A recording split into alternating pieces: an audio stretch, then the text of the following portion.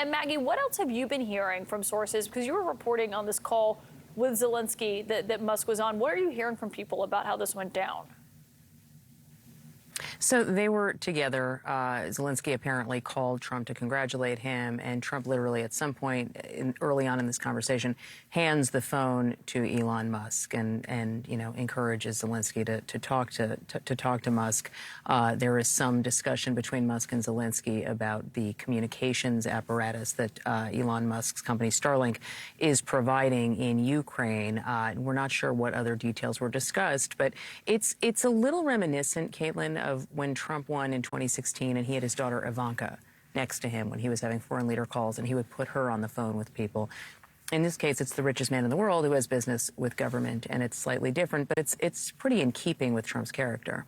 Yeah, I just wonder how people are looking at this, because he is a major defense contractor, and he does have a national security clearance.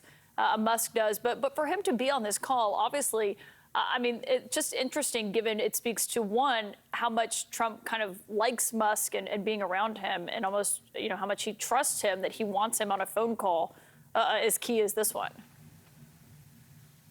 Yeah, I think it is a trust thing. I also just think it is that Trump likes to impress other people, and Elon Musk is the richest man in the world, and that's one way of showing off for Zelensky. I also think it's something of a dominance play. Musk has a relationship with Vladimir Putin. There's been a lot of reporting about that in the Wall Street Journal, and I don't think that is completely out of Donald Trump's head when he is doing this. So yes, I mean, this call attracted a lot of attention for a variety of reasons. Musk's various connections to the government and interest in government approvals and government contracts and so forth is going to be a big discussion in the coming months. Yeah, and his Starlink contract with the federal government was extended a few months ago. It expires actually at the end of this month on November 30th.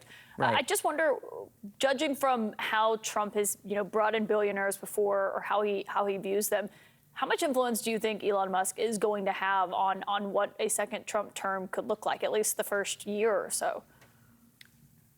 I think a lot. I mean, you know, he is, as you said, he is down there at Mar-a-Lago. He has been for various points during this week.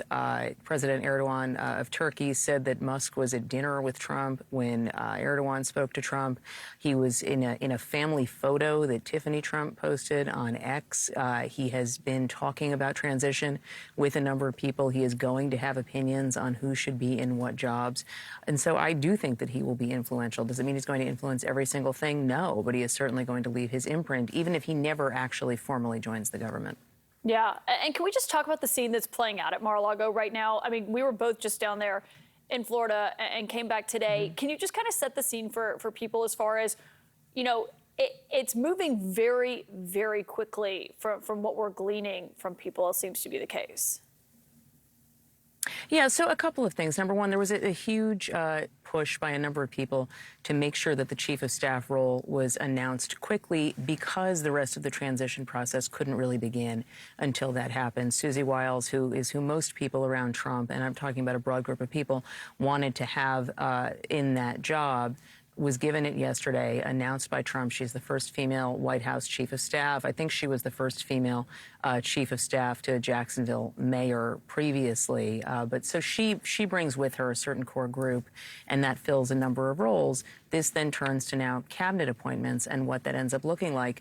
There is, as you said, this jockeying. There are a lot of people who are trying to have influence on the process. There are a lot of wealthy people who are trying to be in Trump's ear, not just Elon Musk, members of Mar-a-Lago who he talks to, other donors who he talks to. There is the RFK component. There is Tulsi Gabbard and what happens with her. There is J.D. Vance's group, and there are various groups that may have some overlap in some cases, but they are trying to influence appointments. The goal is to try to have a bunch of this done in the coming days. Well, that's what's kind of amazing about this process is obviously every incoming president has a transition. And what that means is there are people who are in charge of kind of lining up candidates for big jobs going into it. But with Trump, you know, he can have 3 candidates for Secretary of State before him. But if he picks one of them and mentions it to maybe a donor or a member, and they, you know, don't like it or kind of mock the notion of it, that can change his mind on how he's viewing it. Yeah, absolutely. Look, he operates on whims on staff. He is going to be given a bunch of options for various jobs that the transition team that's in place has been working on for some time. They've done a lot of vetting to try to come up with flags, and they have tried to make sure that, with an inevitable collision after Election Day, that the various pieces fit together in ways that really didn't happen after the 2016 election, where you had all of these people sort of both jockeying for position and then arguing with each other. There is certainly a lot of behind-the-scenes maneuvering, some of it playing out pretty publicly. There are some campaigns on social media to try to knock off certain candidates, like Mike Pompeo, for instance. There's been a lot of pushback on him rejoining the government as the Secretary of Defense. But I think that Trump has a number of options that he will be looking at, and there will be efforts to make sure, as you say, that people are the last ones in the room with him before announcements are made. Well, the Mike Pompeo thing is interesting because it is something that seems to be kind of gaining steam tonight, which is some people are saying he shouldn't get it.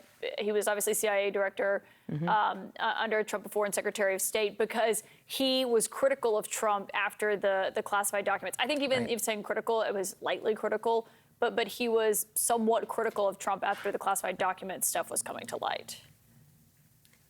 He was mildly critical of it. Trump does like Mike Pompeo. They did have a good relationship when Pompeo was in his cabinet. Pompeo was widely seen as knowing how to manage Trump and deal with Trump in a way that other cabinet secretaries simply were not. The criticisms about Pompeo have been that he is supportive of aid to Ukraine, and this is the argument made on X. I'm not saying this necessarily comports with the reality, but that he would favor an expansion of NATO, and that's what some of Trump's allies, who he has been listening to at various points in this campaign, are saying publicly. We will see where that ends up, but I would have to imagine that Trump is listening to it. Yeah. I'm curious what you're hearing on the Doug Burgum thing. Just not even specific to him, but he's under consideration to this kind of, it's still to be defined role of energy czar. But I wonder if you're hearing anything or what you're reading into. Maybe there are these potential candidates who would rather have, they're prioritizing access to Trump, maybe being in the West Wing, having an office there, over the more traditional bureaucratic, secretary position where you're in a totally separate building than Donald Trump. And of course, access to him is everything. I think a couple of things. In the case of Burgum, he made very clear when Trump was considering him for VP that he wanted VP or nothing else. And that really did not help him in that process. So it's not a surprise that that's where he is still. I've also heard his name for Energy Secretary. The assumption of people around Trump is he'll take it if it's offered to him. I don't know if that's true.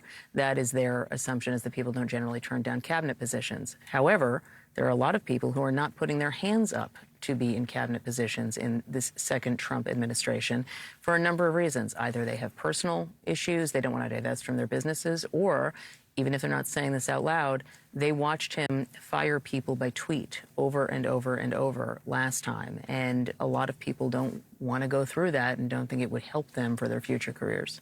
Yeah. And speaking of, that environment and what that looks like, and making people maybe hesitant to come back, not just because of that, but also the scrutiny that obviously comes with any, taxpayer-funded West Wing role. When Trump came on stage to give his victory speech the other night, and Jared Kushner and Ivanka Trump were up there, they are not expected to take on formal roles. Certainly not Ivanka Trump. TBD on Jared Kushner, though. Right. Obviously, he has a fund, and that would create problems there. I just wonder, what does the West Wing look like without the two of them, who are two people who kind of were unfireable before? It's a good question. Trump has made clear to a number of people he does not expect any members of his family to come into the administration in jobs. I, at the moment, anticipate that's the case. Jared Kushner has a fund that has, a lot of Saudi money in it, among other Mideast sovereign wealth investments, and it would be very difficult to disentangle himself, and also could really impact his own personal bottom line. So there's that. It will look like other people have more authority, and it will frankly create clearer lanes, because the presence of these sort of super staffers who were also family members was very complicated for people working in the White House. However, I don't think that's going to change Donald Trump's habit of, asking two people to serve in the same role, or at least perform the same functions. He likes, as you know, pitting people against each other and seeing them argue. We saw some of that toward the end of his campaign. Susie Wiles, the incoming chief of staff, is the only campaign official who has survived an attempted ouster. But we will see what this looks like when he's back in government.